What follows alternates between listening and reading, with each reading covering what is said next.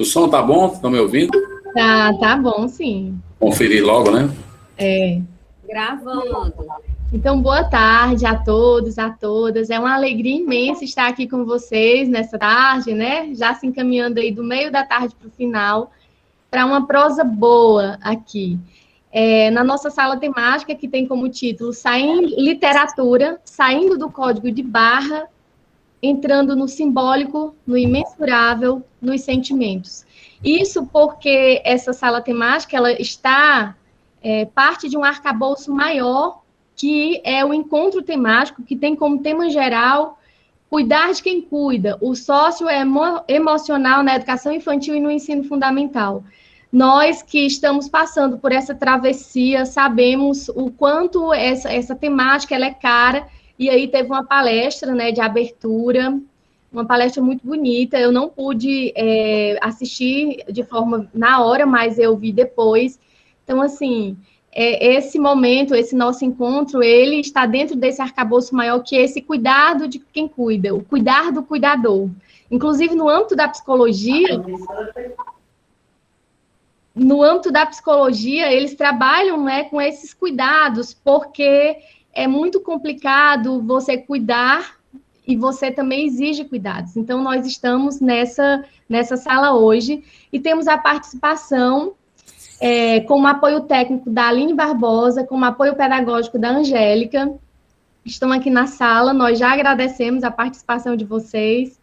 E o Helder Salles e a Fabiana Skeff, que é a coordenadora do Eixo, a Fabiana Skeff, e o Helder Salles, tá aqui, esse rapaz bonito que toca violão, viu, Carlos? Ele tá aqui, vai ficar acompanhando o chat, juntamente com a Fabi, e no final da nossa conversa, né, desse diálogo, vai ser aberto para 3 participações no microfone, para quem queira, e o Helder vai ficar vendo no chat há alguma pergunta ou interação para a gente, ao final, abrir um pouco. Temos aí 1h30 de encontros, tá? O Carlos é bastante falador, eu também, mas a gente vai se organizar aqui no tempo, né, Carlos? Com certeza. E aí, assim, quem é o Carlos, né? Quem é o Carlos Vasconcelos? Esse rapaz aqui que nos dá a honra da presença dele.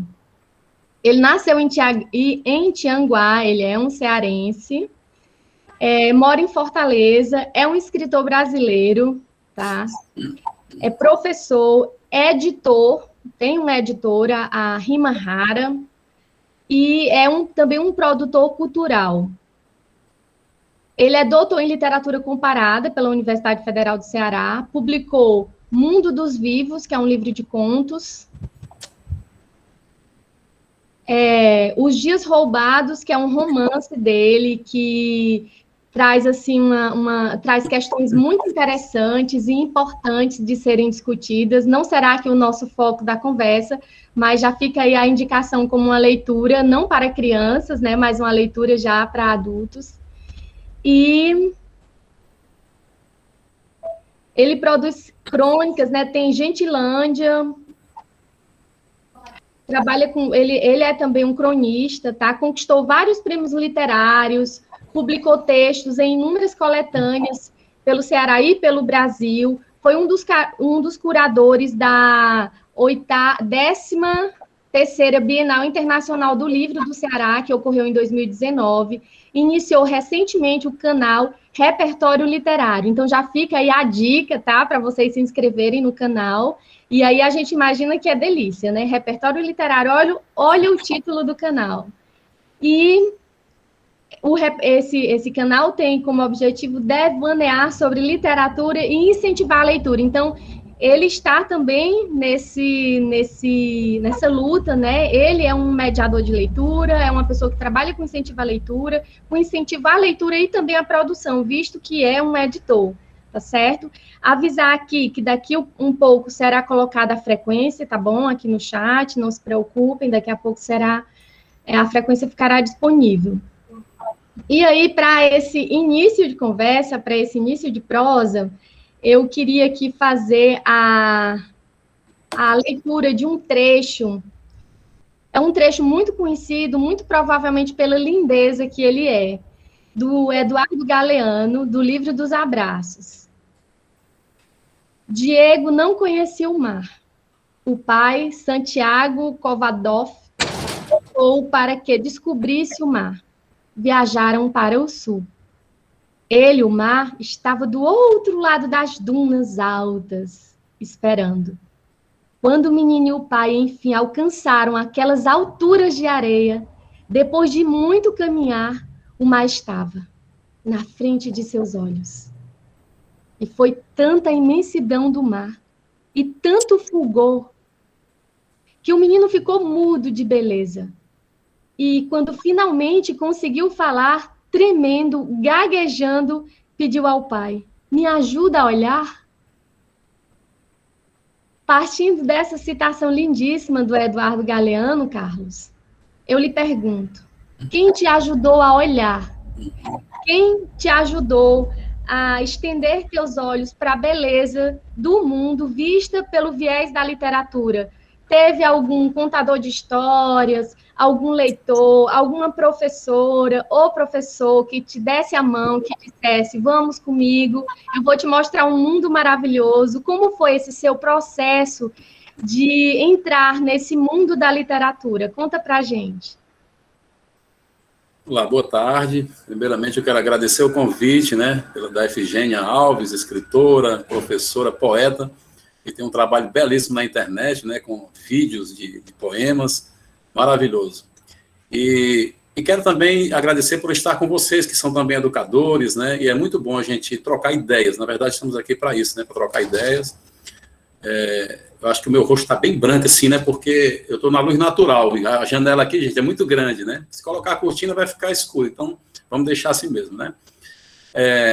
Então, é um prazer, gente, estar com vocês, compartilhando desse momento, né, e trocando essas ideias, dialogando. Falar sobre leitura, falar sobre livros, falar de Narta está chegando aí, falar sobre livros e sobre leitura é sempre um prazer, né, acho que todos nós que estamos aqui temos o hábito da leitura, e eu confesso que é algo meio estranho, sabe, Efigênia, como eu comecei a gostar de ler, porque primeiramente, eu não nasci numa casa que tivesse uma biblioteca, né, prodigiosa, assim, de maneira que algumas crianças que são presas na biblioteca, são castigadas na biblioteca. Eu gostaria até de ter tido esse castigo, mas eu não tive essa casa repleta de livros, né, mas eu tive algumas influências interessantes, e eu falo, a gente tem que começar falando da experiência da gente para poder falar da experiência do outro, né, para chegar ao outro, né, a essa outridade, como diria o Fernando Pessoa.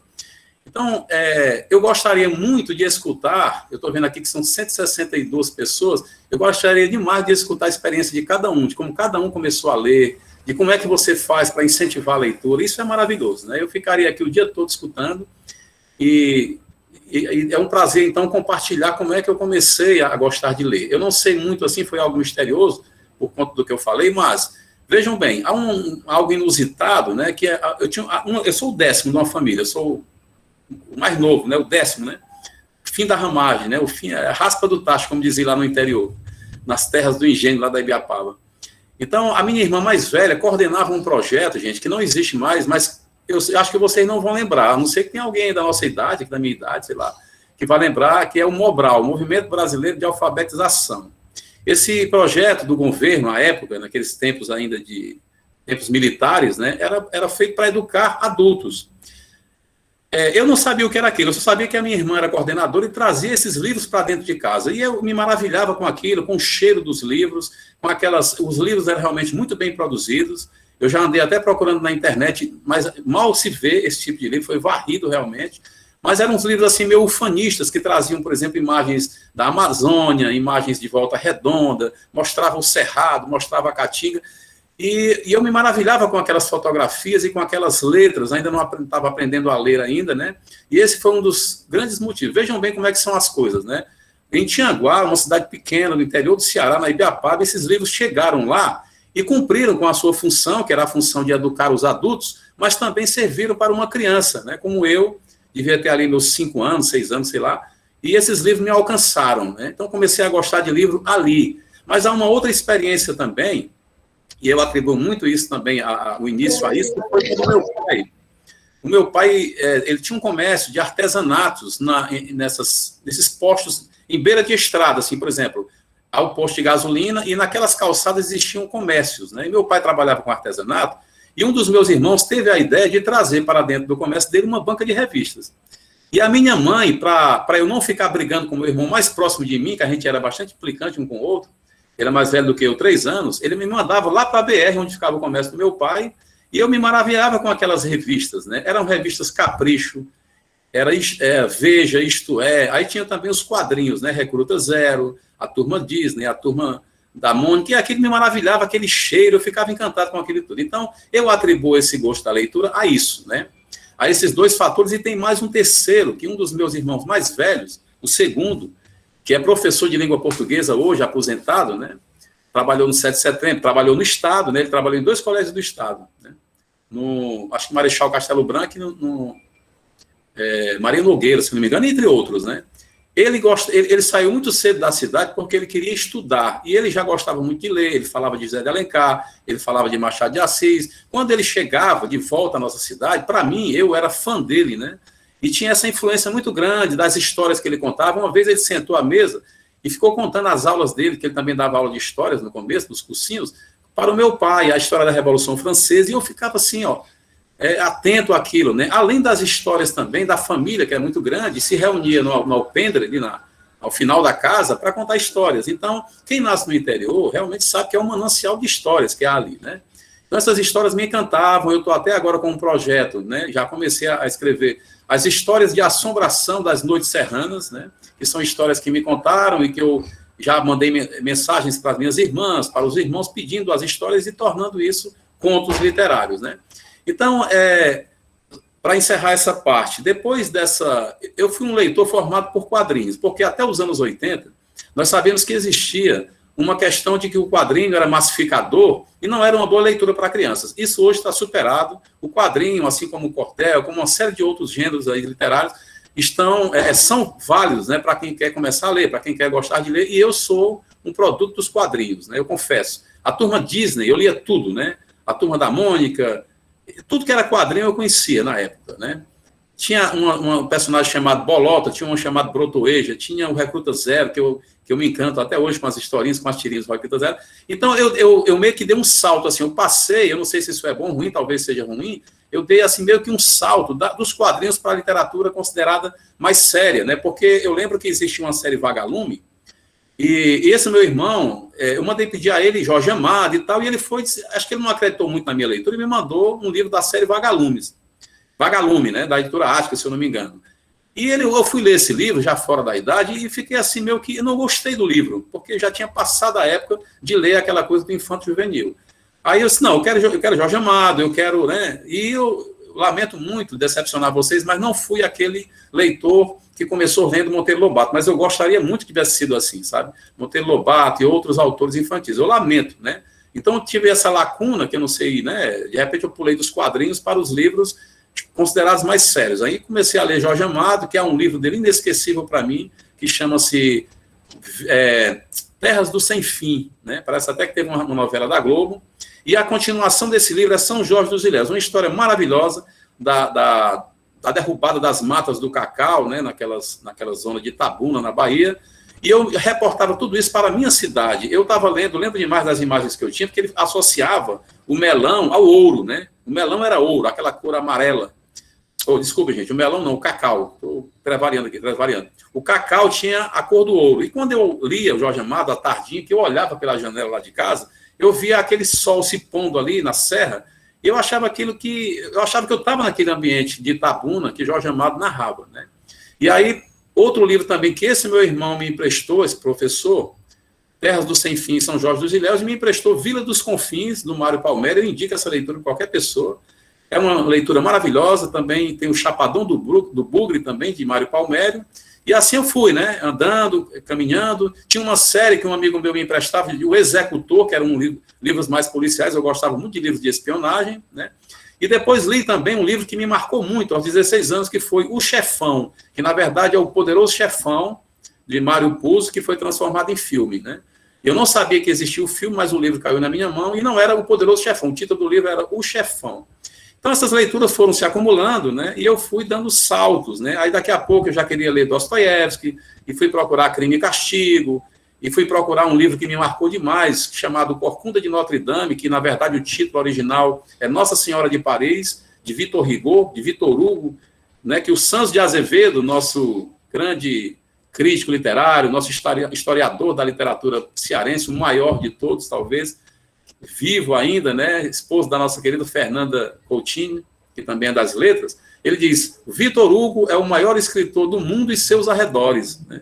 Eu acho isso muito interessante e eu concordo com ele. É claro que nós temos aí Shakespeare, nós temos Dostoiévski, nós temos o grande Machado de Assis, nós temos o Lima Barreto, né? Temos esses grandes autores, mas... E as autoras também, né, que estão surgindo, né? Conceição Evaristo agora, na atualidade, e muitos outros, mas que a gente sabe que esses autores realmente são gigantes. Inclusive, agora eu estava lendo hoje mesmo uma reportagem sobre Alexandre Dumas, né, que revelando-se que ele era realmente um negro, né, e que branquearam muito as fotos da época e que agora estão cada vez mais mostrando que ele é realmente descendente de escravos, né, que ele era um negro e que a literatura dele, nos anos 90, se não me engano, a alçada dele foi transportada para o Panteão, para ficar junto com Voltaire, para ficar junto com Victor Hugo, porque ele também é um grande, né. Então, vamos lá, eu acho que eu já estou digredindo, as minhas primeiras influências foram essas, né, e que sirva como dica também, porque esses livros me marcaram muito, e eu sempre indico para as pessoas. Só para resumir essa parte, há uma frase do nosso querido Milton Dias, o cronista maior do Ceará, um dos grandes, né? A palavra maior sempre é suspeita, um dos grandes. Tem uma frase dele que eu aprendi que me encanta sempre. No livro Relembranças consta essa frase, em uma das crônicas, que ele diz assim, um dia quiseram me curar da ignorância congênita, puseram-me um livro nas mãos e me deram o mundo de presente. Então, acho que é por aí, né? Ótimo. O Weber falou que eu cresci lendo as aventuras dos heróis em quadrinhos, achava sempre tudo muito bonito, com as cores e as ações de cada um deles. E outra forma também de leitura foram as revistas dos artistas brasileiros das fotonovelas. As fotonovelas, eu li também. A Fabiana Skeff, que é a coordenadora desse eixo de literatura, ela falou que a cartilha da Ana do Zé também marcou muito a vida dela, e ela acha que tinha como autoria a Luísa Teodoro. E vamos aqui, a Elisete Pacheco, ela diz que crescia em uma caixa cheia de livros, pois minha mãe sempre leu muito, mas o que me atravessou foram as histórias. Pronto. O Cícero Dias disse que o primeiro livro que ele leu foi O Menino Maluquinho. Ainda faz muito sucesso, né? Entre os livros não tem idade. E na escola se chamava Ciranda de Livros, que era como uma espécie de uma sapateira. Hoje o cantinho de leitura... hoje os cantinhos de leitura tem também, né? Esses espaços onde se coloca as bolsinhas para se colocar os livros. Isso. Tem duas autoras, assim, que eu acho maravilhosas, infanto-juvenis. Uma é a Lígia Bojunga. Lígia Bojunga está nas escolas através dos editais, né, do MEC, então, do PNB, ela está nas escolas. E tem uma outra autora que eu também gosto muito, Estela Mares Rezende. Esse livro aqui é, inclusive, de uma escola que eu peguei antes da pandemia e continuo com ele, tá? Esse livro é A Filha da Vendedora de Crisântemos. Eu acho lindo demais. E traz algumas das dores, né, de todos os tempos. Eu não vou dizer da infância, da adolescência, mas de todos os tempos. Nesse livro, a mãe dela é separada do pai, mas as pessoas não se importam em querer saber por que a mãe deixou o pai. É melhor julgar, não é? E aí eles começam a dizer que ela vive de brisa. Por quê? Porque a mãe dela, como o livro diz, planta crisântemos. É vendedora de crisântemos. Então, ela anda sempre muito cheirosa, é uma mulher muito despachada, independente, e isso incomoda muito o lugar em que ela mora. E isso incomoda muito o coração da filha, porque as pessoas chamam ela de Zinha, chamam ela de aquela, não se digna de chamar pelo nome, né? É aquela, é a vendedora de crisântemos, e isso mexe muito com ela, e ela quer mostrar para as pessoas da comunidade o lado da mãe. E aí tem toda uma questão, assim, de relações pessoais e interpessoais que essa história traz de forma linda, linda, linda, delicadíssima. E ela é muito feliz, ela entende os dramas, ela reconhece nessa situação, sofre pelos julgamentos que a mãe sofre, mas a mãe não está muito aí, a mãe consegue digerir isso tranquilo, mas ela se machuca com isso. E ela quer provar que a mãe teve uma causa de ter deixado o pai, e que a mãe é feliz e que as pessoas não precisam se importar, porque a mãe não casou. E aí o livro começa assim: engana-se quem pensa que a filha da vendedora de crisântemos ficaria quieta dentro de casa, abatida e infeliz até o dia da procissão de Nossa Senhora da Aventura de ter nascido. Até parece. Ser filha de uma vendedora de flores, de certo, lhe dava um movimento, um cheiro e uma forma de coragem. Aí segue, né, lá mais para frente. A menina diz assim, a Beatriz, que é o nome da personagem, chamam Beazinha. Ela diz assim: e para aumentar o drama, toda semana vem um homem comprar crisântemos para várias floriculturas do centro de Belo Horizonte. Se as floriculturas fossem no Mato da Lenha, que é o lugar onde ela mora, vá lá, mas no centro de Belo Horizonte... Se as floriculturas fossem no Mato da Lenha, vá lá. Mas no centro de Belo Horizonte, metidez demais. Arreda. E uma velhinha toma... Aí aqui eu vou passar para a página seguinte. Isso aqui é fazendo um contexto da próxima pergunta, viu? Ela diz assim, ó, vai ver, o principal motivo é esse. A mãe não casou, como todo mundo, não entrou na igreja de véu e grinalda. E o concubino um dia sumiu de casa, olha só. Nos dias de agora, a mãe não prepara todo dia café, nem almoço, nem janta para o marido. A mãe não faz questão de marido. A mãe namora um homem que aparece quando compra crisântemos. E assim a mãe é uma pessoa feliz, porque aprecia muito a liberdade de apenas querer namorar. E é exatamente isso que as pessoas não se conformam, né? Com a felicidade dela ser uma mulher sozinha. Tem esse outro livro também da mesma autora, A Mocinha do Mercado Central. Nesse livro, aquele ator muito conhecido e muito bonito, Selton Mello, ele é citado como um personagem. E ele faz, a primeira parte do livro é uma foto dele, ó, do Selton Mello, e ele diz assim...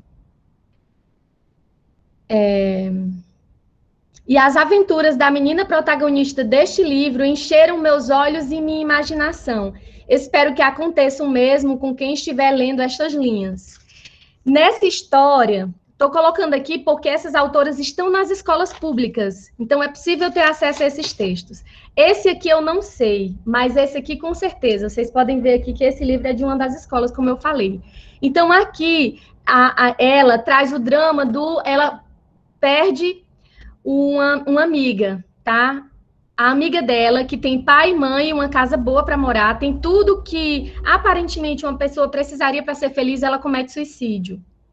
Essa questão da existência, ela é muito discutida nesse livro, da existencialidade.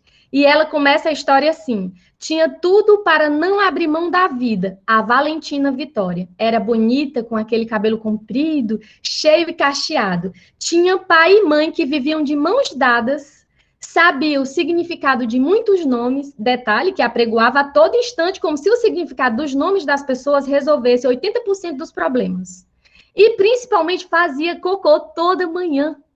Isso mesmo, dizia que fazia cocô toda manhã e que isso lhe garantia saúde e entusiasmo. E assim, o nome dessa menina, dessa personagem é Maria, mas a cada lugar que ela vai mudando o nome, porque ela entende que os nomes das pessoas, eles têm um significado e influem na personalidade, influem no modo da pessoa ser e agir.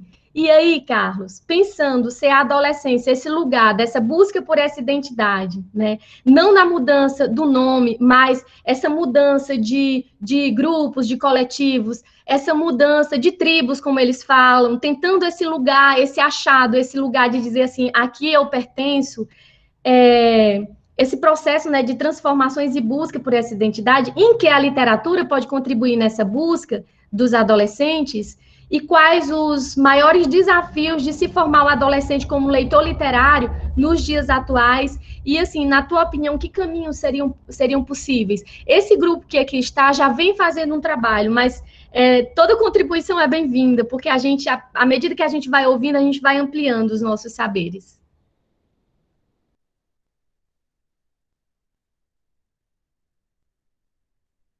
Seu microfone está desligado. Seu microfone está desligado. Ah, desculpem, é porque realmente eu desligo para não interferir, qualquer coisa. Mas, olha, eu tenho certeza que as pessoas que aí estão, os educadores que aqui estão, têm projetos belíssimos, né, em relação à escola, em relação à leitura, eu nem tenho dúvida. Tenho certeza que se a gente for garimpar aí pelo Ceará, pelo Brasil, é muita coisa bonita, né? E vamos pensar, nós estamos falando da adolescência, né, mas vamos voltar um pouquinho, né? Vamos pensar num ambiente familiar, na questão da infância, né? No ambiente de casa, né? O que é feito, né, para que essas crianças gostem de ler? Digamos que a pessoa, o pai, a mãe, sei lá, o tio, o irmão, tem uma consciência e resolve, né, começar a criar leitores, né?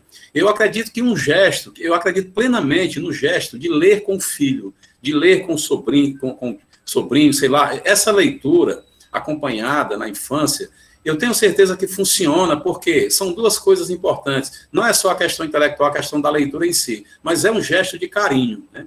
Então, se a criança tem essa lembrança da tenra idade de que teve com o pai, com a mãe, com algum parente, com o irmão, lendo um livro junto, nesse ato de afeto, eu tenho certeza que isso já muda muito as coisas, né? Então, eu acredito que essa prática é muito importante. Mas digamos que a pessoa chega à adolescência, mas não passou por essa fase, né? O que é que nós podemos fazer para despertar essa curiosidade? Porque a leitura, o conhecimento, é nada mais, nada menos do que a curiosidade, a fome de viver, a vontade de descobrir, até porque o conhecimento é uma fonte inesgotável. Quanto mais a gente tem, mais a gente quer, né? E é algo fascinante. Então, para isso tem que ser começado, né? Agora, se a pessoa passou por essa fase, indiferente a livros, né? Embora hoje nós tenhamos outros meios, mas eu acho que o livro é sem igual, né? Cada um com seus valores, mas o livro é sem igual. Então, eu acredito que é trabalhar na adolescência, que ainda é tempo para isso. Talvez não, tenho certeza, nós como educadores podemos fazer mais, né? Inovar, mostrar à escola, à coordenação, à direção, que há possibilidade de pensar em algo. Como, por exemplo, eu acredito muito na criação de grupos dentro da escola. Eu nem só falo da literatura, mas grupos mesmo de teatro, pessoas que se interessam por música, pessoas que queiram discutir livros, né? Está muito na moda hoje a questão do ponto de leitura, né? Do ciclo de leitura, né? Como é que a gente pode dizer mais? Ciclo de leitura mesmo, né? Então, eu acho muito importante esses projetos, esse incentivo para as crianças, porque a leitura, a pessoa só vai ter o prazer de ler quando ela começar a ler e a vivenciar a leitura, né? Porque a leitura é vivenciar.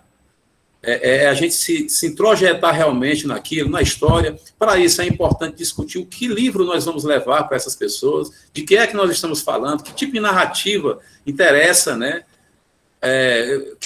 Esse círculo de leitura seja realmente democrático, no sentido de mostrar que, permitir que cada um traga também a sua...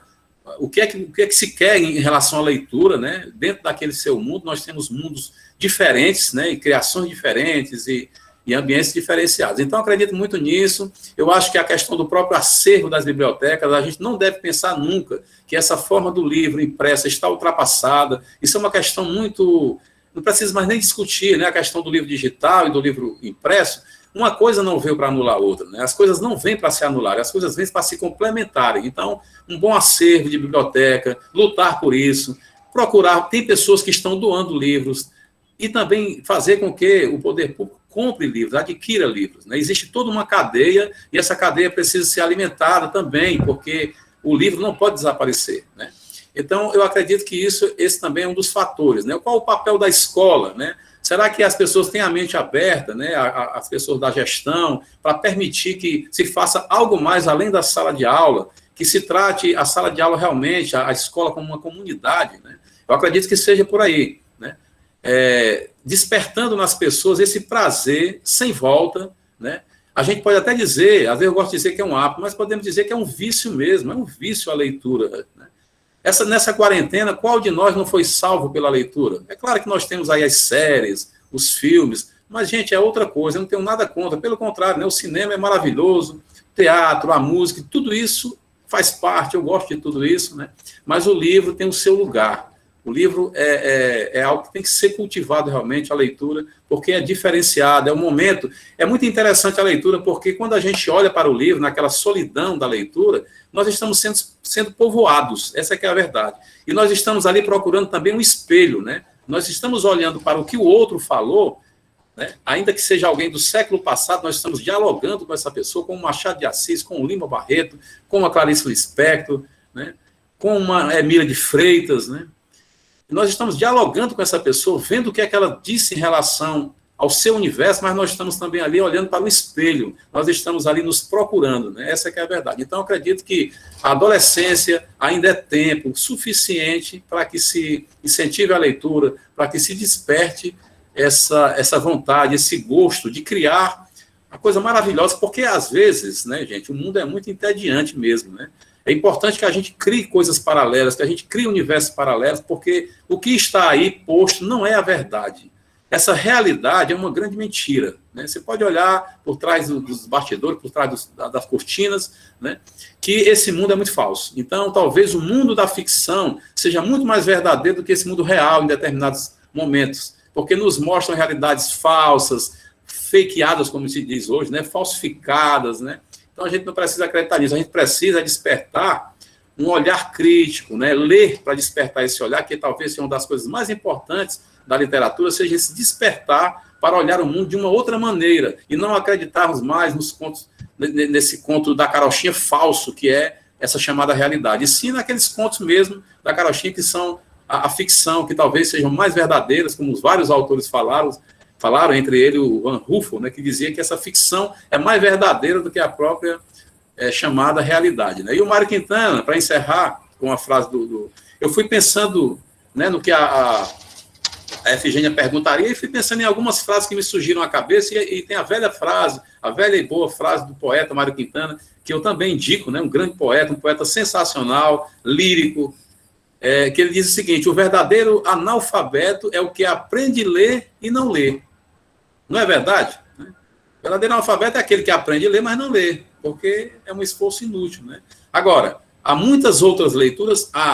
Paulo Freire diz que a leitura do mundo precede a leitura do livro. Mas vejam que essas coisas estão imbricadas, né? Elas estão ali juntas. Uma coisa depende da outra. Essas leituras se complementam.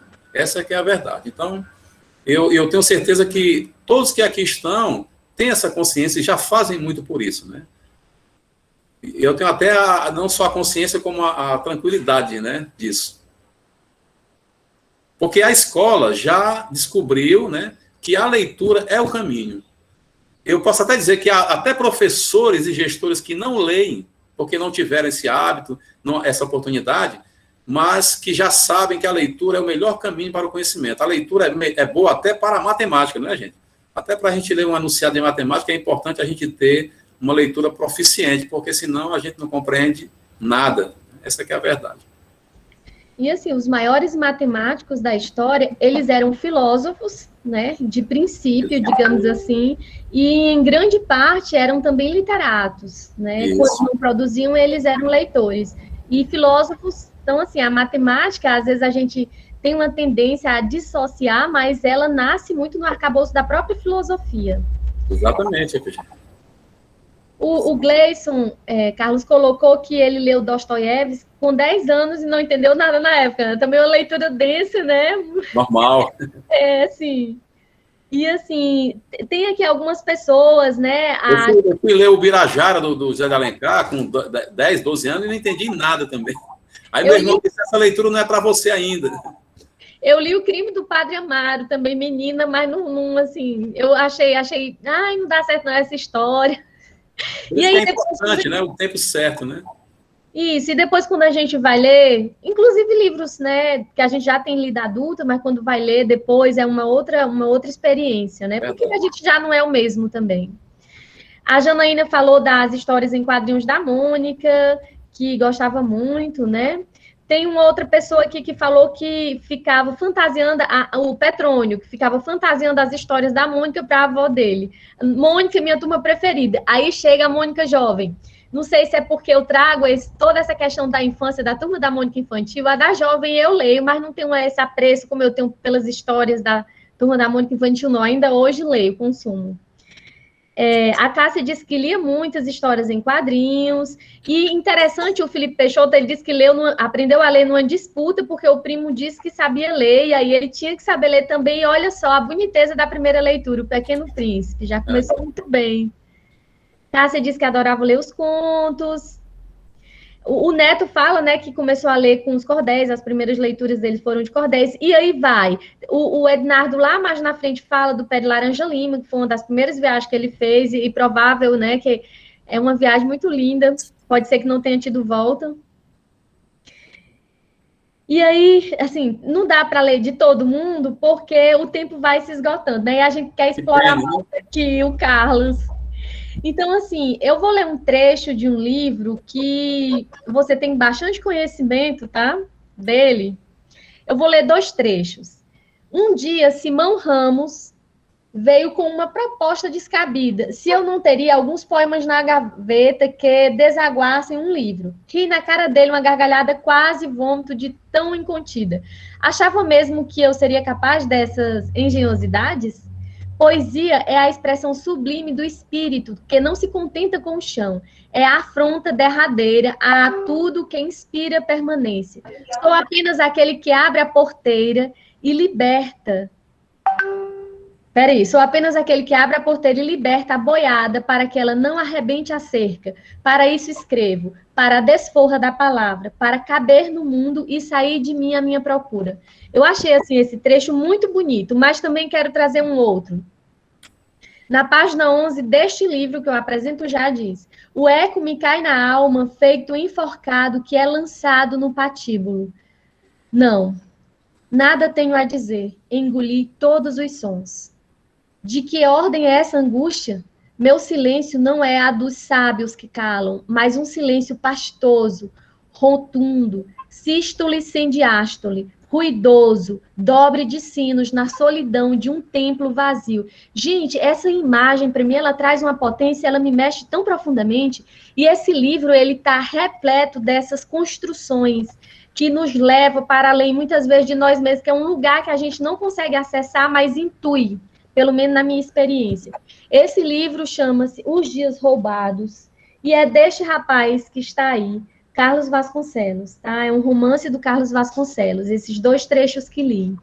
E aí, tendo, Carlos, a literatura, né? Sendo esse algo físico, comprável, a gente vai lá, compra o livro, mas ao mesmo tempo em que é simbólico, com situações dessa natureza, dessa pertinência, causando movimento dentro da gente, né? Porque ele acessa o simbólico, o imensurável. Qual é o valor, na sua opinião, que esse objeto literário, né, seja ele impresso ou digital, tem nesse tempo mercadológico? Primeiramente, obrigado pela escolha de ter lido aí alguns trechos dos Dias Roubados, né? Realmente, esse livro é um livro que nasceu muito assim de dentro mesmo. Eu não tinha como não escrever esse livro. Foi um livro que eu escrevi achando... Eu, às vezes, estava num bar, em algum lugar, escrevendo um poema, um conto... Mas não era nada disso, era o livro que eu estava escrevendo, eram os Dias Roubados que eu estava escrevendo. Então, aquele poema que eu achava que estava escrevendo numa mesa de bar, ele se transpunha tão facilmente para o livro que eu disse, poxa, era o livro que eu estava escrevendo. Então, foi uma vivência, assim, muito, como é que eu posso dizer, visceral mesmo. Esse livro nasceu, assim, eu estou querendo passar de novo por uma fase dessa, sabe? Porque nem a quarentena trouxe essa angústia desse livro, que trata, na verdade, de cárcere e liberdade num plano maior, né? A história de um prisioneiro, mas num plano maior de nossos cárceres que nós temos no nosso interior, né? Então, assim, a primeira coisa, Efigênia, em relação à sua pergunta, é que nós devemos separar, bem separadinho, o que é o preço e o que é o valor de uma coisa, né? Então, o livro tem um preço, mas um livro também tem um valor. Você pode encontrar um livro de altíssimo valor a R$5 no sebo, né? Você vai encontrar ali Machado de Assis, você vai encontrar Zé de Alencar, você vai encontrar os grandes clássicos da literatura, né? Mas isso são coisas muito... nós temos que batalhar, gente, para que os preços baixem e o valor aumente, né, em relação ao livro. Vamos lutar sempre para que esse preço caia. Aqui no Brasil, nós estamos num momento político muito complicado, em que a educação e a cultura, desculpe quem não concordar, mas eu acho que é uma realidade, está cada vez menos prestigiado, né? Você vê aí a bagunça que está a educação e a cultura. Então, o preço do livro, o livro está sendo taxado para ficar com um preço maior, né? Porque disseram aí, né, que quem lê são os ricos. Mas vocês acham mesmo, gente, que quem lê são os ricos? Né? Talvez, pode ser até o contrário, né? Então, é importante que a gente batalhe para baixar os preços dos livros, né? Você vê que as livrarias estão fechando no Brasil. A cada esquina, isso aí já virou clichê, né? A cada esquina é uma farmácia, um supermercado, mas as livrarias estão diminuindo. Quando eu cheguei em Fortaleza, existiam muitos sebos, né? As livrarias de livros usados. Hoje, eu conto nos dedos, né? Você tem ali o Geraldo, tem aqui o Vladimir na 13 de maio, e você procura e não acha mais, até porque agora está certo, tem uma facilidade, a internet, você entra pelo Amazon, você entra pela estante virtual e compra livros baratos, né? Mas é importante que a gente batalhe para diminuir os preços, aumentar o valor do livro. Como aumentar o valor do livro? Através do nosso trabalho, né? Isso que vocês fazem, isso que nós fazemos, que é conscientizar cada vez mais as pessoas que a leitura é importante, não só é importante, é fundamental, né? Então, por exemplo, eu tenho na minha casa, eu posso dizer, modéstia à parte, gente, que eu moro dentro de uma biblioteca, né? Para onde eu for, eu tenho que carregar esse material e é complicado porque eu não quero que ninguém pegue, é um negócio assim meu. Mas eu também estou me desgrudando um pouquinho, já estou começando a doar livros, já estou enchendo caixas e caixas, levando para o interior, para as bibliotecas, né? Porque a gente passa uma vida acumulando livros, porque a gente tem aquele amor, né? Aquela coisa, ao próprio objeto livro, né? Mas depois a gente vai ficando mais velho, vai se conscientizando também de que tem que desapegar um pouco, né? Então, aqui, eu tenho uma biblioteca vasta, né, dentro de casa. Eu tenho também uma biblioteca virtual aqui no meu computador muito grande, com livros valorosos, que nem editados são mais, né?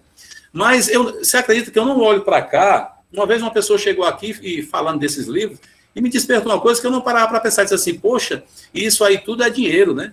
E eu nunca parei para pensar nessa biblioteca como dinheiro, como algo que eu investi em termos de cifrões. Eu sempre pensei nessa biblioteca como algo que eu estava adquirindo para a minha alma, para a minha pessoa, né? Como um valor simbólico realmente. Né? Então, isso é importante. Vale dinheiro? Vale. Eu posso chegar e dizer assim, vou vender meus livros hoje, né? Oferecer ali, vão querer pagar preço de banana, né? Porque o comércio... Banana está tão caro, né?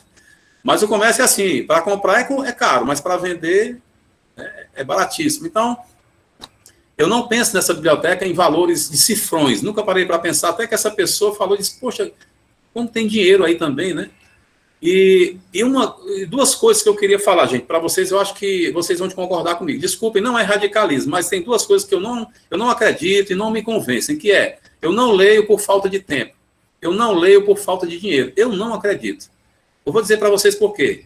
Tempo, a gente cria, né? A gente tem tempo para ficar no WhatsApp quando você pensa que não passou uma hora, a gente tem tempo para assistir séries durante a madrugada inteira e a gente não tem tempo para ler uma página sequer por dia. Se a pessoa não é um leitor voraz, pode começar devagar, né? Aquela velha história, se eu leio uma página por dia, eu leio 365 por ano. Então, já aí, 1 ou 2 livros já estão aí, né? Dependendo da espessura do livro, né?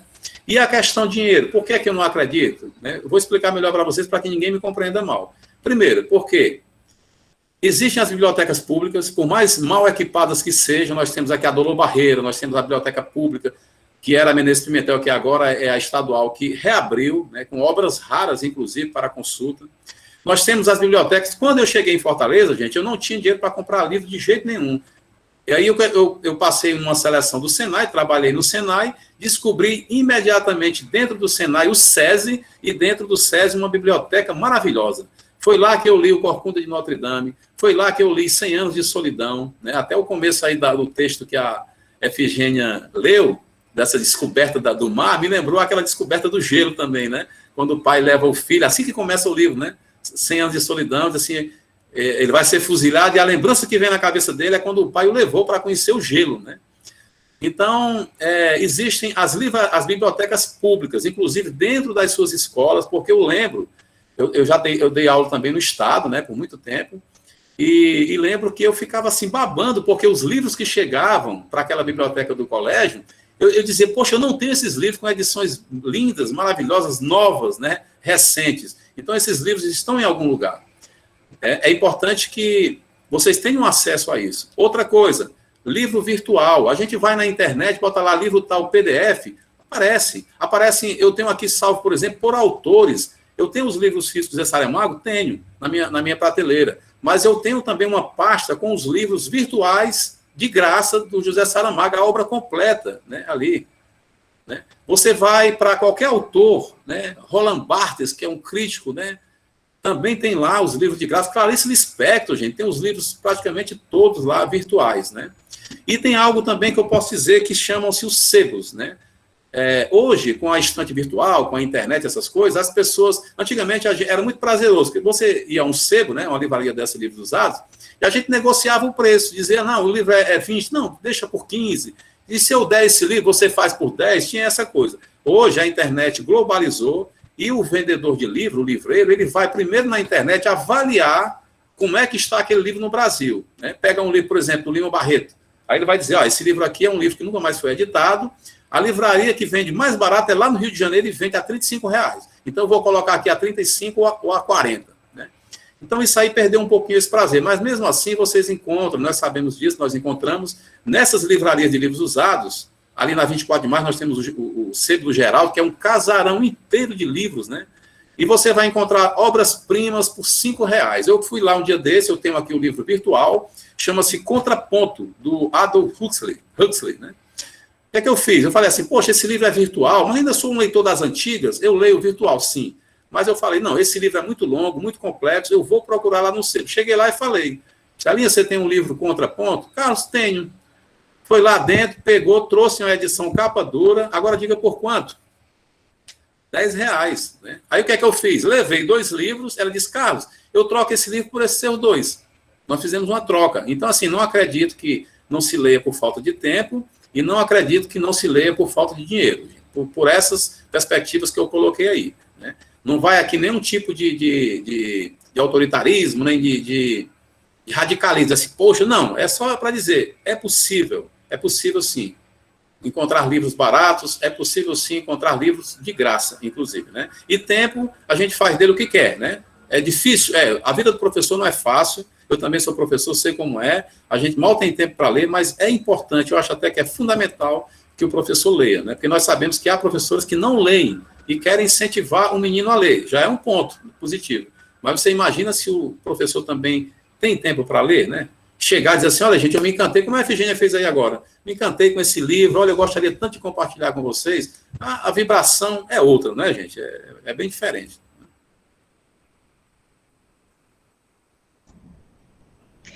Eu acredito muito nesse diálogo, assim, nesse boca a boca, nesse partilhar experiências leitoras como um grande mobilizador, sabe, de leitura. E nesse exemplo, não é? Uma coisa é você dizer que lê é bom, outra coisa é alguém na sequência estiver lendo. Então, eu acho que isso, assim, faz uma diferença, assim, quando a gente pensa nesse processo de mediação, sabe? Uma diferença. Olha, se você disser para um filho que é importante ler, mas se seu filho vê você lendo todo dia, ou pelo menos algumas vezes na semana, não é diferente, né? É aquela coisa, né? Que o exemplo arrasta, né? As palavras guiam, mas o exemplo arrasta, né? Por aí. Exato. E aí, meu querido, um velho conhecido nosso, né, importantíssimo, que foi Antônio Cândido, porque ele não morre, por tudo que fez, por tudo que deixou, ele não morre. E ele fala no texto Direitos Humanos e Literatura, ele defende que a literatura deveria, né, ser um direito básico do ser humano, como os direitos básicos que são elencados socialmente. Porque a ficção ou fabulação atua no caráter e na formação dos sujeitos. Então, como você avalia, pensando nessa literatura, que deveria ser, na opinião dele, que também é a minha, como um direito, como você vê a questão das políticas públicas de acesso? Porque nós sabemos que tem alguns livros, né, como você colocou, que está em PDF. Muitos mesmo. Isso, mas alguns estão de forma que há questões, quando você partilha, há questões, tem uns que são liberados, né? Algumas editoras liberam mesmo, porque entrou em acordo com o escritor. Mas, assim, por exemplo, hoje a gente vai comprar um livro, 50, 60 reais, então seria... Ou mais. Cada vez mais caro, né? Isso. E aí a gente questiona assim, E teve também falas, né, no sentido, falas governamentais, no sentido de dizer que não adianta baixar preço porque o pobre não consome livros, né, que livro é luxo, digamos assim. E aí, como você enxerga essas políticas públicas no que se refere ao acesso ao livro didático, ao livro literário? Porque o didático tem uma política pública permanente, mas o literário, quando a gente pensa a nível do Ministério da Educação, ela é pontuada, ela não é a permanência como tem no livro didático. Como você vê essa questão da política pública para acesso ao livro? Eu acho que melhorou muito com o tempo, mas ainda é deficitária, né? Eu acho que, neste momento, eu vou fazer um comentário, é chato a gente falar assim, porque as pessoas podem pensar diferente, mas, neste momento, digamos assim, na esfera federal, né, do governo federal, é uma lástima, né? A gente nunca viveu um momento tão complexo e tão dificultoso para a cultura e para a educação como nós estamos vivendo agora, com desprestígio total para o livro, com desprestígio para o cientista, com desprestígio para o professor, né, que a universidade é um antro, que as pessoas estão ali para se corromperem, né, é para liberarem as suas energias, né, sexuais, ou seja lá o que for, e ainda que seja, né, ali é um ponto, né, em que as pessoas precisam realmente, o nome já diz, é universidade, né, então, nesse ponto é uma lástima, né, eu sinto muito em dizer. A gente tem aqui o Ceará, que, não sei, né, não posso fazer um julgamento crítico, mas há quem diga que está bem na fita, né, por enquanto, mas eu acho que ainda precisa ser feito muito mais.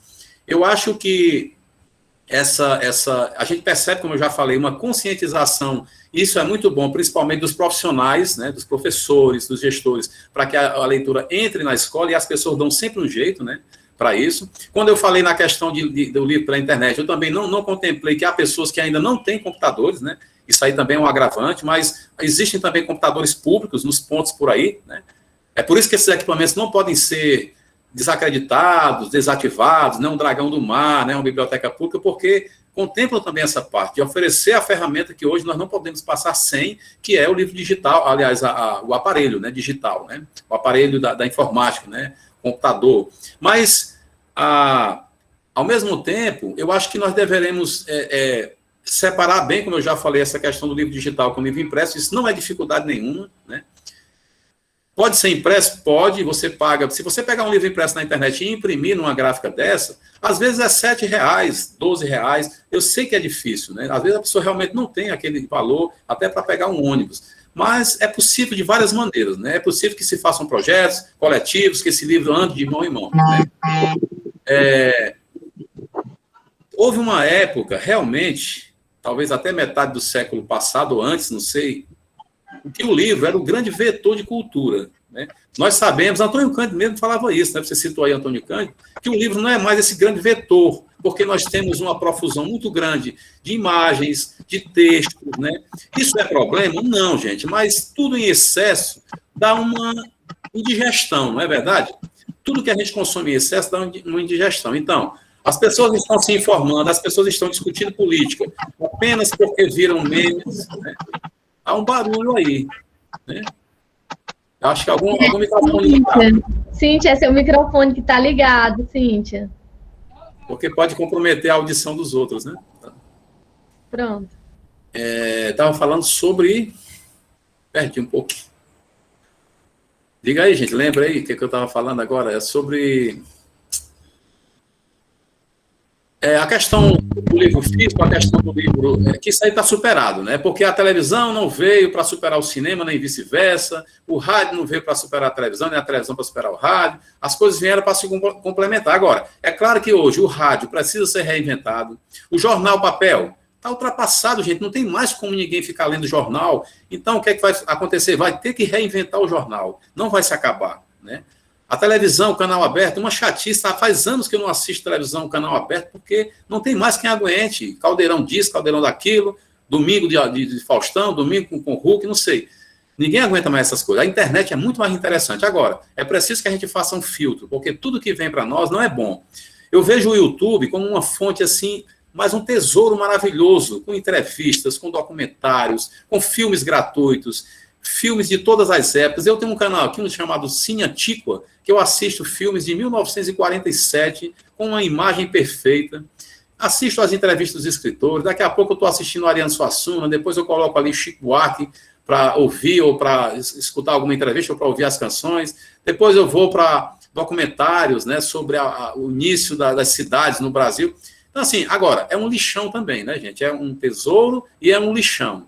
Né? Nós temos o TikTok também aí, que nos desvia a atenção.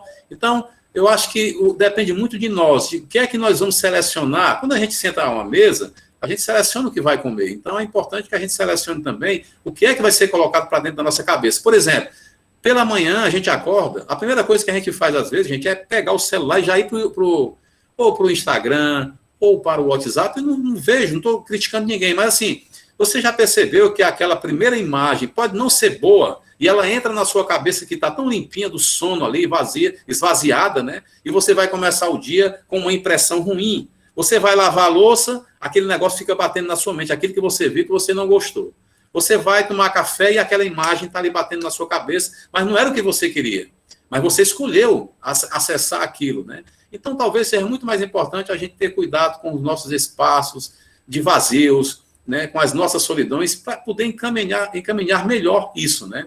Então, a questão da leitura na internet, eu não critico quem lê pela internet, eu não critico quem... A internet está repleta de livros também, e tem também textos muito importantes no Instagram, nos blogs, né? Quando a gente coloca o Google Acadêmico, tem muita coisa interessante. Agora, a única crítica que eu faço é o seguinte: quando a gente abre livros para ler, nós estamos lendo uma obra. Essa obra, um livro, por exemplo, Jorge Luiz Borges, ele faz parte de um conjunto maior, que é ele é uma obra de Jorge Luiz Borges, mas faz parte de uma obra maior, que é toda a obra de Jorge Luiz Borges, que faz parte da literatura argentina, que faz parte da literatura universal. E a internet, às vezes, ela nos desvia um pouco. Por quê? Porque a leitura da internet, às vezes, ela é muito fragmentada. É importante o fragmento na leitura? Mas a leitura da internet é muito fragmentada, quebra, você fica cheio de imagens, às vezes contraditórias, coisas que não se complementam, e nós, como profissionais de educação principalmente, precisamos ter algum tipo de pensamento formado sobre alguma coisa, né? Porque a gente às vezes diz, não, eu não tenho opinião formada sobre isso. É normal a gente não ter uma opinião formada sobre determinado assunto, mas é importante que a gente também forme pensamentos e que não seja apenas meros repetidores daquilo que nós vimos, porque a leitura traz esse filtro de nós lermos alguma coisa e também dirimirmos de uma maneira tal, com um senso crítico, né, com outro olhar. Então, é importante que a gente não engula tudo que vem, que a gente selecione e, ao consumir, tenha esse poder do olhar crítico, que só talvez a leitura traga, né? Esse cuidado, né, daquilo que a gente vai realmente selecionar para entrar na nossa vida, né? Porque se a gente liga também o jornal na televisão, são imagens, às vezes, que não nos interessam naquele momento. Às vezes você vai deitar, não consegue dormir, porque está ansioso, porque está com um problema tal, mas você não pensa numa boa leitura, você não pensa numa boa música, você acorda e vai diretamente assistir o jornal, que parecem todos agora que são aqueles jornais policiais, né? E não só isso, a questão mesmo política, é importante a gente se informar, mas não só pelo canal aberto, mas não só pela internet. É importante que nós tenhamos outras fontes e que nessas fontes apareça, por favor, o livro, né? Porque são coisas muito mais pensadas, muito mais ponderadas quando são publicadas. Agora, também discordando deles, porque o livro também não é sagrado, né? A gente pode também ler um livro para discordar dele, né? Isso é normal. Como a gente também ouve uma notícia na internet ou na televisão e discorda dela, mas para isso é preciso que a gente crie esse ambiente dentro da gente de ter argumento, de ter ferramenta para discordar, né? Também. O Helder pediu a palavra e a Michele perguntou... Não, a Michele, é verdade... Não, Ana Paula. Você fala desses hiperlinks, quando você se fala de quebra, Carlos, ela está perguntando se você se refere a esses hiperlinks, né? Esses hipertextos que tem na internet. E o Helder pediu a palavra. Boa tarde, pessoal. Boa tarde, Efigênia. Boa tarde, Carlos. É um prazer. Boa tarde a todos e a todas. Estou aqui maravilhado com essa conversa e a gente é inquieto, né? Quando escuta coisas boas e quer contribuir. E eu queria chamar a atenção para o fato de que nós estamos saindo de um momento de pandemia, de um trabalho de educação, de formação de leitor, de literatura e das outras áreas que se deu de início totalmente de forma à distância, passamos por um momento híbrido, né? E agora nós estamos retomando esse momento presencial, que aí nos traz volta ao afeto, ao encontro com os colegas professores, ao encontro dos alunos com os seus amigos. E a minha curiosidade e inquietação, a gente tem conversado sobre isso, né? Hoje pela manhã nós tivemos um momento também de conversa sobre isso, é de como a gente pode fazer com que essa riqueza da literatura, né, da leitura literária, do mundo literário, pode contribuir na acolhida desse momento presencial dessas crianças, dessas conversas. Essa é uma questão. Outra questão é que a contribuição muito importante que você dá quando puxa essa reflexão do que nós temos disponível enquanto recurso tecnológico e redes sociais e de como nós precisamos e devemos usar esses recursos, né?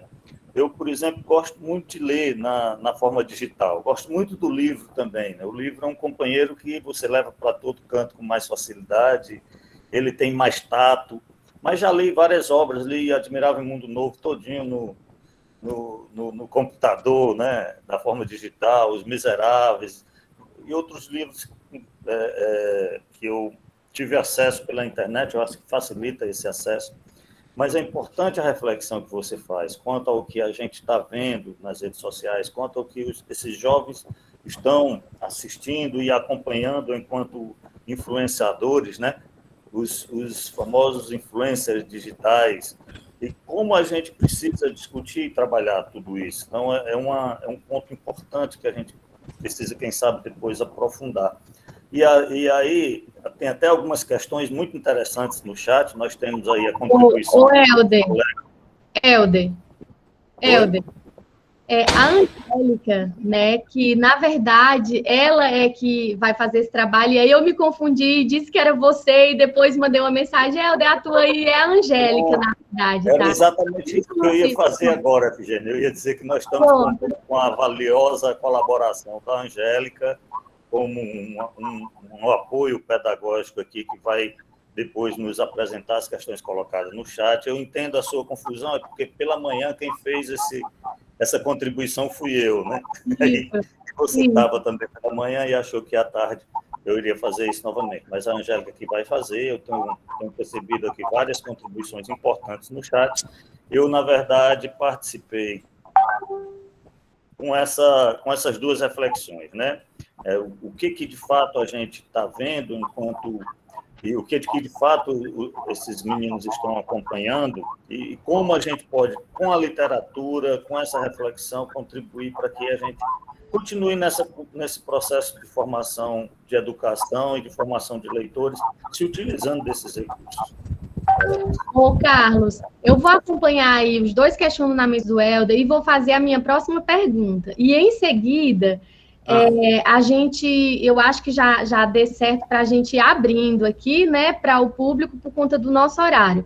Então, eu vou fazer essa pergunta emendando aí, que eu acho que tem muito a ver com o que o Helder falou, e em seguida eu passo para a Angélica, tá? Ela já mandou algumas questões aqui para mim no chat, mas aí, Angélica, se você quiser falar, eu acho até melhor, tá bom? Se você puder ler aqui para a gente. Aí, Carlos, tem um artigo da Luane Caires, da USP, ela fala a literatura como uma catalisadora do cuidado emocional. E eu penso que essa fala dela, né, esse artigo onde ela defende a literatura como um antídoto mesmo, como um cuidado nosso, né, da nossa alma, do nosso espírito, das nossas subjetividades, ela traz essa questão. Então, assim, eu lembro também que o Kafka tem uma história, né, que na verdade não foi contada por ele, mas foi contada pela última companheira dele, do Kafka. Ele diz que o texto é intitulado Kafka e a Boneca Viajante. Ele diz a história que ele encontrou uma menina num parque chorando. E quando ele foi ver a causa, é porque a boneca dela tinha desaparecido. E assim, majestosamente, ele começou a escrever. Ele disse que a boneca, ele disse assim, não, eu sou o carteiro, né? Ela não foi embora, ela não desapareceu, ela não fugiu, ela não foi embora, ela apenas foi fazer um passeio. E aí eu sou o carteiro, e ela inclusive me mandou cartas para você, contando de onde ela anda. pegar a primeira carta, e ele entregou a primeira carta falando de lugares imaginários, né, que a boneca teria andado, e passaram-se vários tempos assim, o diálogo, a amizade continuou perdurando, e ele alimentou a solidão daquela menina através dessas cartas que ele mesmo fazia em nome da boneca. Aí a gente diz assim, mas enganar uma criança, eu não vejo como enganar uma criança, eu vejo como alimentar o imaginário de uma criança que ainda não compreende com profundidade esse sentimento de perda, tá? E aí eu trago essa questão, né? Tem no livro do Milton Ratum, nos Pontos de Fuga, tem uma fala do personagem, né, que ele diz que literatura é o antídoto à miséria do mundo, e que ele viajava lendo para não sofrer tanto, para não morrer, digamos assim. Então, cuidar do outro é também uma entrega, e é o que esses profissionais aqui fazem, né? Cuidando desse outro em vários aspectos, dentre eles essa formação literária. Como é que a literatura seria para nós, para os adolescentes, esse antídoto, esse espaço de fuga? E aí você considera aí as falas do Helder também, que eu acho que fica tudo linkado. O Helder falou da quarentena. Eu acho que eu posso dizer sem medo assim, de que a literatura me salvou de muita coisa, as artes, enfim, né, esse gosto pela estética. E nessa quarentena não foi diferente. Eu estava rodeado de livros. E quando eu falo livro, eu incluo também os livros digitais, a internet, o que eu li pela internet, né, que também é super válido.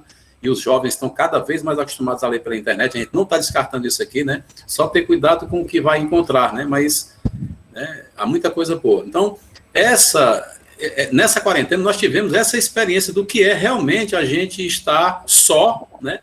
Nós estarmos sós e, ao mesmo tempo, acompanhados. Se a gente teve a leitura por perto, entre outras coisas que nós podemos... Né, já é uma forma da gente se engajar melhor no momento, né? Sobreviver melhor às questões, né? E a outra questão foi sobre... Você falou, gente, eu acho que eu me perdi um pouco. Eu lembro da quarentena. Pronto, pensando nessa literatura, como esse lugar de fuga, como esse lugar de socorro, de certo modo, e pensando também nesse retorno às aulas, depois desse período de quarentena, como a literatura poderia trabalhar essas emoções? Pronto, inclusive,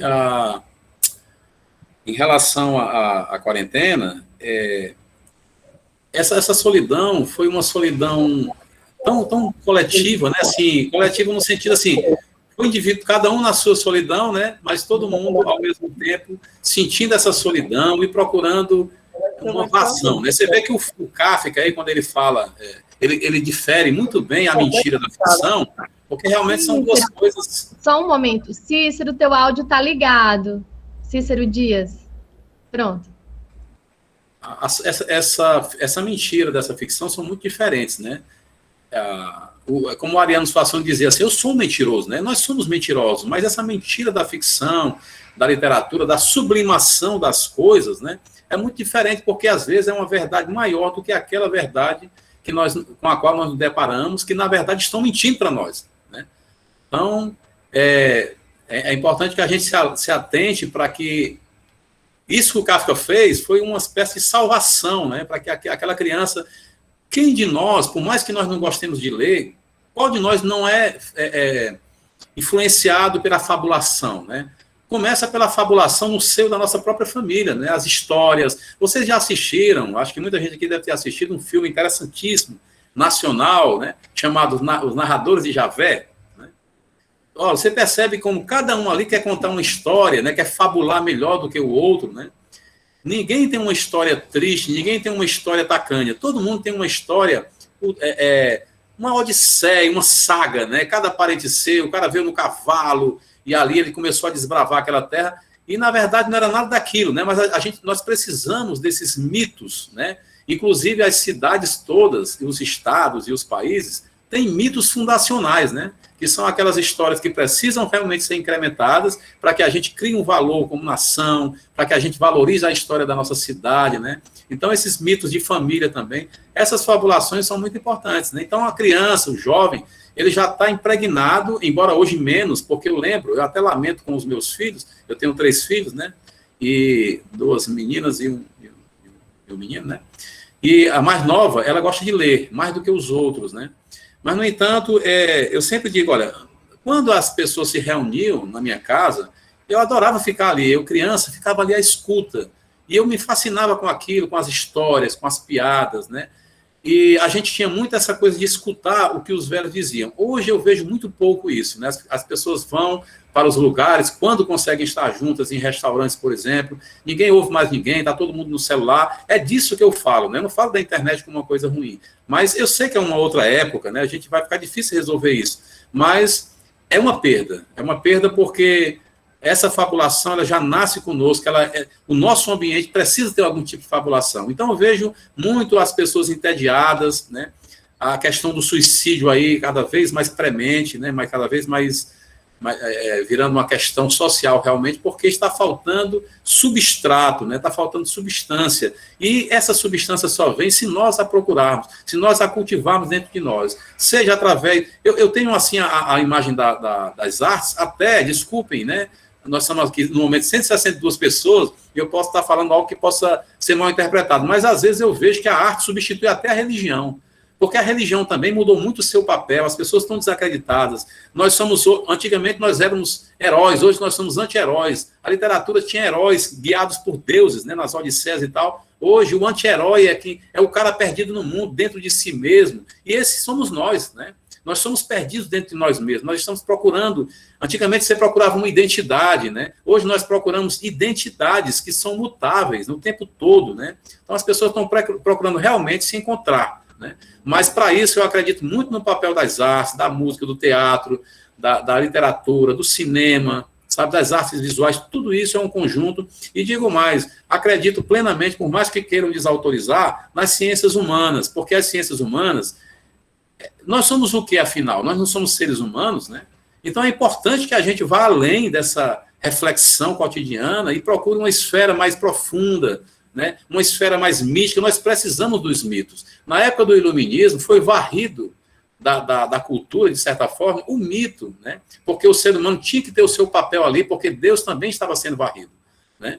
Mas agora nós já passamos por esse momento, é importante que esse mito volte de alguma maneira. Não um mito qualquer, como estão falando aí, né? Qualquer coisa agora é um mito, né? Não esse tipo de mito, mas a coisa mítica das nossas, como é que eu posso dizer, a coisa mais primordial, mais primitiva, que nós tínhamos e perdemos, que as pessoas tinham e perderam. Então, o que é que está acontecendo hoje? Nós estamos perdidos em cima de um palco, porque nós não sabemos para onde ir, nós não sabemos por que aqui estamos, o que fazer de nós, e eu acredito que só há um caminho, né? Há pessoas que se completam com a religião, e eu não tenho nada contra, mas eu acredito que as artes também têm esse papel fundamental. Quem já não tem a religião pode recorrer às artes, né? Não como um Deus, né, para nos salvar, em sentido, mas uma complementação de um estar no mundo, para que nós possamos ter mais ferramentas, ter mais consciência das coisas, né, e sobreviver melhor nesse mundo tão confuso, cada vez mais confuso. Eu estava conversando com um amigo meu, que é escritor, que mora em Limoeiro do Norte, que é o meu amigo Magela Colares, e ele estava dizendo: Carlos, eu acho que esse momento, a gente sempre diz isso talvez, mas eu acredito que seja verdade agora. Esse momento que nós estamos vivendo talvez seja um dos momentos mais complexos da história da humanidade. Mas eu acredito que seja mesmo. Sabe por quê, gente? Porque as coisas antigamente mudavam por décadas. A gente dizia assim, a década de 60, a década de 70, hoje as coisas estão mudando, é por semestre, é por mês, tudo muda. E a gente, para lidar com essas mudanças, é complicado. Nós, professores, nós que já vivemos uma outra época, lidar com a mentalidade do jovem, o próprio jovem se encontrar dentro dessa busca de identidades múltiplas, está muito difícil, né? Então, é importante que nós valorizemos as ciências humanas e nos valorizemos como seres humanos, porque eu vou dizer uma coisa bem clara para vocês. Quando eu estou dando aula de literatura, né, eu já dei aula de literatura na UES, por exemplo, no curso de letras, eu dizia para os meus alunos: olha, uma frase de um dos últimos grandes críticos aí da literatura, que foi o Wilson Martins, né, paranaense. Ele dizia, quando convidaram ele para escrever uma obra sobre literatura, uma obra densa, ele escreveu 11 volumes de um tratado que era sobre o Brasil, que era sobre tudo. E perguntaram a ele: poxa, mas você ia escrever um tratado de literatura? Ele disse: olha, quem só sabe literatura, nem literatura sabe. Então, esse é meu lema. Eu acho que as ciências humanas estão integradas. É importante que a gente dê aula, seja do que for, na área de pedagogia, na literatura, na linguística, seja onde for, na história, que nós entendamos a psicologia, um pouco de psicologia, um pouco de antropologia, que a gente saiba um pouco da sociologia, que a gente entenda um pouco dessa coisa metafísica e da própria questão do mito, né? Que está voltando através de grandes cabeças que estão, né? Nós temos aí, por exemplo, um Ernesto Sato, um escritor, que dizia, poxa, a humanidade começa, as civilizações começam a andar para trás quando a gente não acredita mais na coisa do mito, na coisa mítica, né? Porque o mito não é uma mentira. Mentira é quem disse isso, né? O mito não é uma mentira, o mito é uma verdade primordial, né? O mito é uma verdade maior. Embora ali dentro, como nessa história do Kafka, existe uma ficção, mas dentro dessa ficção existe uma verdade primordial e que nós precisamos dela para poder ser seres humanos melhores, né? E cumprirmos o nosso papel aqui, principalmente nós que somos educadores, que somos responsáveis, né, de alguma maneira, pelas gerações que aí vêm, que vão passando por nós, e que nós possamos contribuir de alguma maneira com essas pessoas, com esses jovens, né, com esses adolescentes, com essas crianças.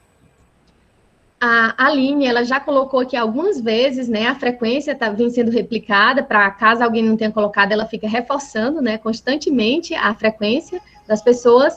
E a Angélica, ela me enviou já algumas questões aqui, e pelo tempo a gente já vai abrir, sabe, Carlos? Angélica, você não gostaria de você mesma ler?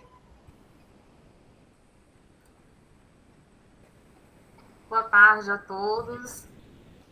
Sim, posso ler as perguntas. Nós tivemos aqui muitos elogios, né, ao momento formativo, e tivemos também a socialização de temas, né, de títulos de livros, de escritores. Então, isso é ótimo. Foi bastante proveitoso, professor Carlos. Nós temos aqui essa troca, né? Muito valiosa a troca. É muito legal. Nós temos uma pergunta, professor Raul Oliveira. Como convencer professores e alguns pais que ainda são resistentes ao uso das tecnologias sobre seus benefícios para o desenvolvimento da leitura? Pois é, infelizmente a gente ainda precisa convencer, né? A tecnologia está aí, tudo que nós fazemos é através da tecnologia. A gente anda com um aparelho na mão, que parece que é o nosso coração que está na mão, né? A gente não pode viajar mais sem um celular, porque a gente se perde, a gente se confunde, né? Tem que ter um celular trabalhando direitinho, e as pessoas ainda resistem à tecnologia. A gente fazer uma crítica à tecnologia desvairada, né? Aquilo que está aparecendo aí de qualquer jeito é uma coisa. Agora, a gente dizer que a tecnologia não é fundamental é ser passadista. Aliás, nós estamos numa época de passadismo, né? As pessoas estão querendo viver na Idade Média, as pessoas estão querendo viver em séculos que só a arte pode isso, gente. Só a literatura, o cinema pode nos levar na máquina do tempo para o passado, né? E a gente vai usufruir daquele passado. Mas, na realidade, a gente tem que caminhar para frente, embora valorizando a tradição, valorizando o passado, mas sem ser resistente também às mudanças, né? Então, não resistir à tecnologia, eu acho que é uma desinformação, eu acho que é um ato de, assim, totalmente de estupidez, desculpa dizer, né? Resistir à tecnologia é um ato insano, porque não há como. Tudo nosso hoje é através dessa tecnologia que vai cada vez mais ser incrementada. Então, a gente não pode resistir a isso, e é importante que a escola se aparelhe e que os pais também aparelhem suas cabeças, né, para poder aceitar que os meninos não vão sobreviver sem essa tecnologia, porque eles já nascem com ela. Você vê que um menino rapidamente decifra um problema que nossa geração não pegou, né? Eu me considero, e muita gente aqui, eu acho que é mais ou menos da minha faixa etária, que nós somos de uma geração privilegiada, porque nós pegamos as coisas andando, nós pegamos a máquina de escrever manual, depois a elétrica, depois a eletrônica, depois o computador. Eu peguei tudo isso, vocês também, né? A maioria, nem todos. Várias coisas nós pegamos assim andando, né? E isso é bom porque a gente conheceu um pouquinho daquilo, a fita cassete, né? Depois veio como é que chama? HVS, VHS, né? VHS, e depois o DVD, e depois... Tudo isso está mudando. Hoje a gente, para escutar música, quando a minha filha falou que queria entrar no Spotify, eu falei, minha filha, pagar por música? Olha, eu passei a vida pagando por música porque aqui na minha casa tinha centenas de CDs. Aí, num dia só, resolvi colocar numa caixa e doar, porque não tinha onde guardar, né? Coisa que eu não fiz com os livros. Mas eu dizia assim, pagar por música. Hoje, eu adoro estar no Spotify, porque ali eu tenho uma obra completa, né? Eu chego ali, coloco ali um Nelson Gonçalves, eu coloco ali um Caetano Veloso, e você tem, assim, a obra do autor, as capas do disco, todas as músicas, as letras, Então, como é que eu vou fugir da tecnologia dessa? Hoje eu comecei a pagar por ela e hoje eu pago por mim e por ela com o maior prazer, né? Para poder escutar música dentro da tecnologia, com o que ela nos oferece. Bom, professor Carlos, nós temos o Helder, que quer fazer uma pergunta, por favor. Não, na verdade, eu só queria acrescentar que a tecnologia ela nos acompanha desde que nós nos tornamos, humanos, né? Sociáveis. Ela faz parte do nosso processo de evolução humana. Olha isso aqui. Essa tecnologia aqui, gente. Isso aqui é uma coisa incrível, né? Você abre as páginas de um livro desse, que é a tecnologia, para mim, de ponta, e a gente vai longe, né? A gente mergulha e tal. Então, não temos por que temer a tecnologia, até porque não temos como nos livrarmos. No momento em que o homem usou um pedaço de madeira para derrubar uma fruta, ele já usou... 2 pedras para fazer o fogo. Ele já fez parte desse processo de união com a tecnologia. Bem, o professor Célio Cavalcante, ele fez um pedido no chat, eu não sei se ele gostaria de fazer pessoalmente ao professor Carlos. É o Célio Cavalcante. Oi, boa tarde, professor. Boa tarde, Célio. É um prazer falar com o senhor, com os demais que estão aqui na sala. Eu coloquei aí no chat, eu sou professor no município de Baretama, há 26 anos, faço um trabalho voluntário em uma ONG, Fundo Cristão para a Criança, aqui numa localidadezinha chamada Travessia. E nós temos um grupo de adolescentes e crianças, na verdade, faixa etária de 16 anos abaixo. E nós temos um trabalho voluntário, esse trabalho se dá na própria sede da ONG, uma sede pequena. Nós temos pouquíssimos livros, trabalhamos com material geralmente de doações, né? E eu fiz um pedido ao senhor, peço até desculpas, isso não foi preparado, porque eu me emociono muito quando se fala em literatura. Eu sou um sobrevivente e dou graças a Deus à literatura, porque eu tive várias oportunidades de seguir caminhos que não seriam muito bons para mim. A literatura ela teve esse grande papel na minha vida. E eu fiz. Você não tem imagem não, Célio, aí? Tá sem a câmera? Pronto, vou ligar aqui a câmera, tá bom? Liga aí, rapaz, pra gente ver você. Tá se escondendo? Oi, gente. Opa! Estou aqui na minha casa, acabei de chegar do trabalho. Tudo bom? Como eu ia falando, pessoal, esse trabalho que a gente faz, um trabalho muito gostoso, a gente tem... são crianças carentes.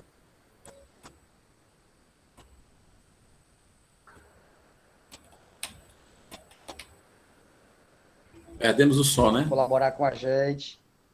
Tá me ouvindo? Caiu, não foi um pouquinho o som? Ou foi só para mim? Caiu, mas retornou, professor. Retornou agora. Tá me ouvindo, professor? Estou ouvindo. Pronto. Como eu ia falando, nós temos um trabalho com essas crianças, adolescentes, e essas crianças são muito carentes, e nós trabalhamos com elas, geralmente nos finais de semana, já tirando as mesmas da oportunidade de ir a um bar, de ir para uma sinuca. É um trabalho desgastante. Imagine só você trabalhar a semana inteira na Secretaria de Educação, que não é fácil, diante das dificuldades tremendas, e aí você tirar um sábado da semana para fazer esse trabalho. Eu fiz aí um desafio, não um desafio, é verdade, um pedido, se nós tivéssemos a honra de trabalhar com um de seus livros, para que nós possamos levar a essas crianças, a esses adolescentes, essa mensagem. Agradeço aí a oportunidade, muito bom nossa palestra de hoje, e deixo aí as considerações aí com o senhor, tá bom? Muito obrigado. Agradeço demais, Célio, pelas palavras e pela participação também. Que bom, parabéns pelo seu trabalho, viu? Bem, então eu acho que nós não temos mais nenhuma pergunta no chat, tá? Ninguém mais levantou a mão, então eu vou passar a palavra para a Efigênia, a gente já está se encaminhando para o final, não é, Efigênia? É com você, e parabéns a todos pelo momento. Angélica, obrigado também, foi um prazer. Muito obrigado, Angélica. Helder também, obrigado. Carlos, é um prazer sempre.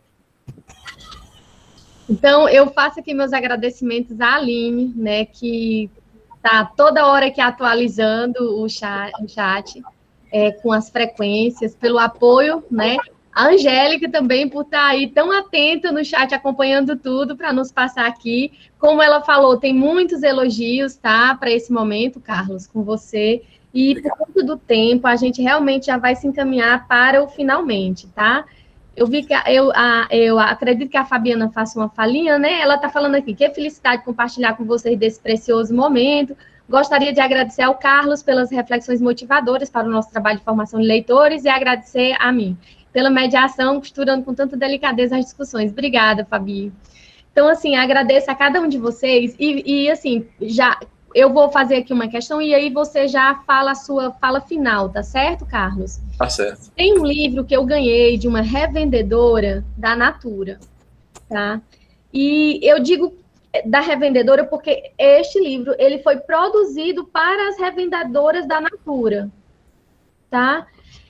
O título, Um Sonho Feito de Linhas, as ilustrações da Andréa Vieira e o texto é da Ana Carolina Carvalho. Se vocês estiverem perto da casa de vocês, alguém que venda Natura, além dos perfumes e cremes para boniteza, peça esse livro emprestado para a boniteza da alma, porque pense num texto bom, pense num presentão que eu ganhei dessa revendedora. E aí ela, quer perfume? Não, quero esse livro. Se tu puder me dar, porque eu tinha lido, né? Ela fica. Então, assim, tem um trechinho que a história é uma mãe costureira, mãe solteira, costureira, e a filha vai crescendo entre linhas e costuras, tá? E um dia, e a menina é muito sonhadora, como é comum nas meninas. A mãe ria das histórias. Peraí, nos dias em que não estava trabalhando na máquina, a mãe bordava histórias em desenhos muito delicados.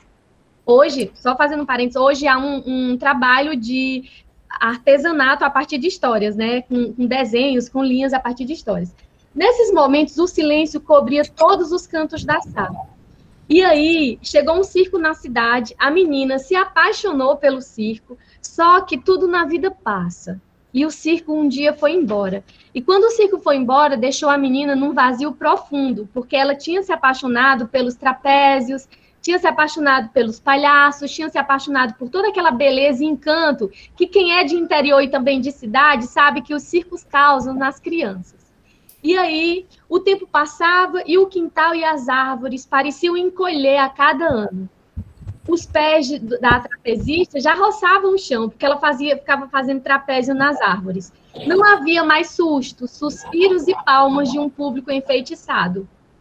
Minha mãe, eu preciso costurar o meu caminho por aí. A menina estava certa. Um dia, as mãos da mãe deixaram de bordar histórias para a filha morar e ela teria de serzir o próprio tempo.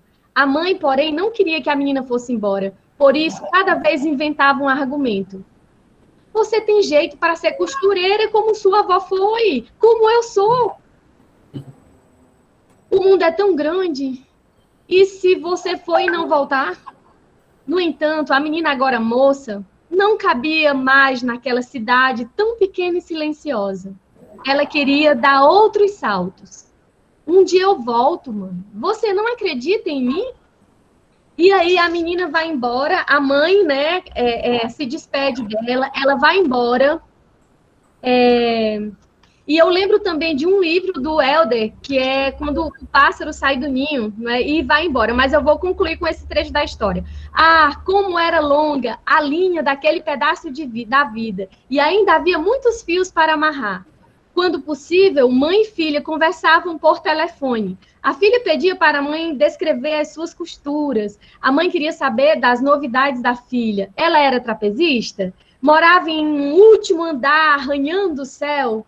A moça, porém, costurava segredos. Queria presentear a mãe com surpresas. E aí ela presenteia, de fato, a mãe com surpresas, que eu não vou contar a vocês. Procurem uma revendedora. Estou fazendo merchan aqui, não da Natura, mas de livros literários. Tá? E aí, Carlos, que palavras assim de finalização você deixa como mobilizadora desse reencontro presencial, né, nesse tempo tão difícil, e como a literatura pode costurar esse caminho. Fico com você, já pode fazer os agradecimentos finais. Bom, gente, foi um prazer realmente estar com vocês, né, educadores, pessoas que fazem a diferença, né? Eu até tenho alguns comentários a fazer em relação até a valorização, né, da educação e dos educadores nas suas várias modalidades, né? Porque às vezes eu fiz doutorado, fiz mestrado, e a gente tem muito aquela coisa do topo, assim, mas é importante que aqui vocês trabalham mais com adolescente, mas pela manhã o pessoal trabalhava muito com crianças, que seja valorizada, né, não só a coisa em si, como os profissionais, né, da base, porque talvez o grande problema aconteça ali, né, porque não é valorizado, né, nem o sistema em si e nem os profissionais que mantêm esse sistema, né, e talvez isso faça grande diferença para que nós cheguemos a um patamar mais facilmente, né, Efigênia, como você falou, para que nós cheguemos a essa etapa e até a etapa da universidade, né, de maneira mais prazerosa e menos trabalhosa, né, porque a gente sabe que as pessoas às vezes chegam sem a consciência, até na universidade, sem saber ler, consciência do que pode mudar a sua vida, né, em relação à educação. E é claro que acontece muito isso, há muitas exceções, claro, mas acontece. Então, eu quero parabenizar vocês pelo trabalho que vocês fazem, porque eu sei que é muito importante, é um trabalho diário, é um trabalho em que vocês tentam modificar as pessoas para poder modificar o mundo e modificar principalmente a si, né? Porque a gente não consegue mudar o mundo se a gente não conseguir mudar a si mesmo, né? Se nós não conseguirmos mudar nós mesmos.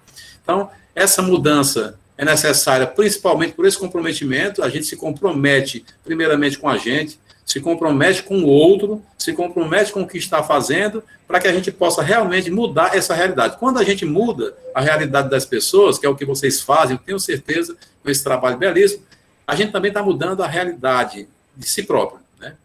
Então, isso é assim que a coisa funciona, no coletivo, né? Por mais individual que seja uma leitura, e a Efigênia também escreve, eu acho que o Edson, não sei, outras pessoas aí, que a gente também que escreve, sabe que aquilo é solitário, mas não deixa de ser também um encontro que a gente depois vai partilhar com prazer com as pessoas. Da mesma forma é a leitura, da mesma forma é a educação, né? Então, essa é a mensagem que eu gostaria de deixar, que eu sei que vocês já fazem e que eu acho muito bonito, né? Que é esse trabalho com o outro, pelo outro. Né?